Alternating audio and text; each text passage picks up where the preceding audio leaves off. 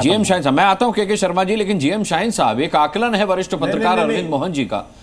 आप एक में अनुराग जी मेरी बात अच्छा बोलिए, के शर्मा जी बोलिए। आपका फोन डिस्कनेक्ट हो गया था सर, बोलिए। मैं शायद आकर बताने की स्थिति पे था।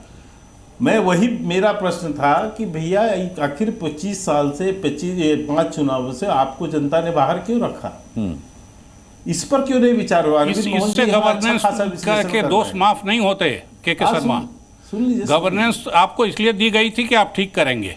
सर सुनिए ना, इतना ज्यादा उतावला न हो जाइए अरविंद जी। मुझे पता है आ गए हैं चुनाव आ गए हैं, अब आप लोग के दिन आ गए हैं तो आप लोग इसी तरह की बातें करेंगे, वो हमें पता है।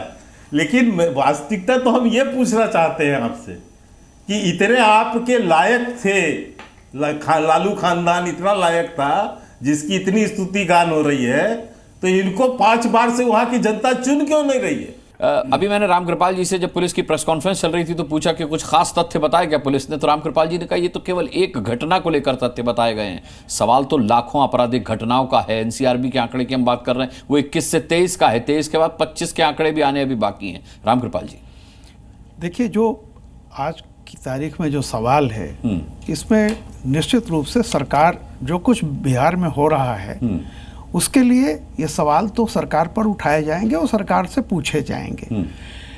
ये उसको हम इसलिए डिफेंड नहीं कर सकते कि विकास बहुत हो रहा है बिहार में। हम मानते हैं नीतीश जी को पर्सनल, व्यक्तिगत रूप से उन पर कोई टीका टिप्पणी नहीं, लेकिन एक बात तो तय है कि 20 वर्षों से वहाँ सत्ता में हैं, तो ये पॉलिटिकल विल पावर अगर स्ट्रांग हो तो कम से कम प्रशासन में वो दिखता है। कहीं न कहीं से निश्चित रूप से चूक हुई है।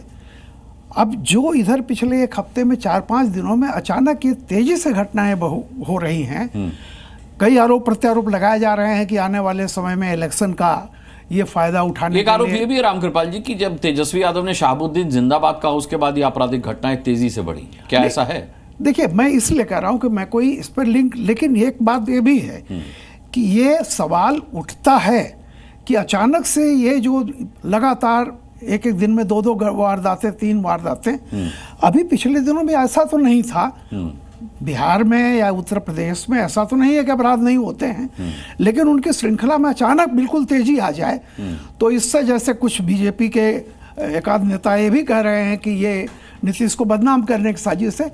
चाहे जो भी हो, लेकिन लॉ एंड ऑर्डर राज्य सरकार का सब्जेक्ट होता है और उसका मुखिया इसकी जिम्मेदारी उसको लेनी चाहिए। ये नहीं कि 20 साल में हमने बड़ी प्रगति कर ली है फलाना। सवाल इस बात का है कि विकास और अपराध ये समानुपाती नहीं है। जरूरी नहीं कि विकास होगा तो अपराध बढ़ेंगे, बल्कि उल्टा होता है। विकास होता है तो अपराध, अगर लॉ एंड ऑर्डर की स्थिति अच्छी होती है तो वो होता है। लेकिन जैसा कि आरजेडी के प्रवक्ता ने पहले ही जब बात करते हुए उन्होंने एक बात कही, आपने देखा होगा कि हम इस बार आ जाएंगे। भैया, अपराध पर बात हो रही है और आप इस अपराध से सत्ता की कुर्सी आपको दिखाई अपराध में अवसर दूंगा। आज यहाँ पर ये कि हम आने वाले हैं, इसको तो इसका बात का कहीं ना कहीं से लिंक जाता है कि इस घटना का पॉलिटिकल फायदा उठाने की कोशिश की जाएगी उन ताकतों द्वारा जो नीतीश के खिलाफ हैं। ठीक है।